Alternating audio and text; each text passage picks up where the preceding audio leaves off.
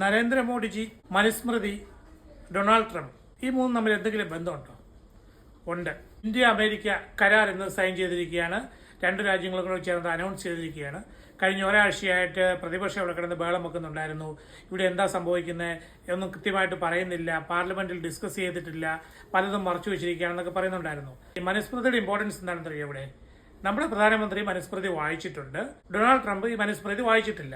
നമ്മുടെ പ്രധാനമന്ത്രി മൗനം പാലിക്കും, സത്യമേ പറയാവൂ, പക്ഷെ എല്ലാ സത്യവും വിളിച്ചു പറയരുത്.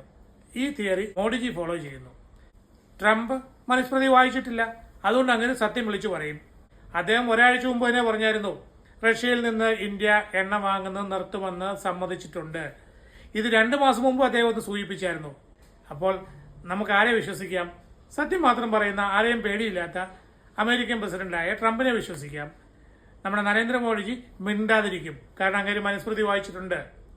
മനുസ്മൃതി എന്ന് പറയുന്ന ഈ പുസ്തകം നോക്കൂ, ഇതിലെ 4-ാം അധ്യായം 138-ാമത്തെ ശ്ലോകം നിങ്ങൾ ആരുടെയെങ്കിലും വീട്ടിലുണ്ടെങ്കിൽ എടുത്ത് നോക്കിയോളൂ.